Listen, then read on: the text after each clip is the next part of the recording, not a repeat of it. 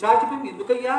మరి వాడి పరిమాణం నెరవేర్చి నిద్రించుకున్నా నా ఎదురు అప్పుడు ఏమనుకున్నా, అప్పుడు బండ కిందలైన మండే బండ నెత్తురుగా సాగించింది. ఇప్పుడు ఈ మాట చాలించగాని ఏమి అన్నము లేకుండా ఉండి కానీ ఇప్పుడు మా అర్థము ఇప్పుడు ఎల్లప్పుడూ శుద్ధబోధంగా పెరిగిన కావున దైవ తాండవాలను చావక బ్రతికున్నాను. నువ్వు ఏమనుకున్నావు?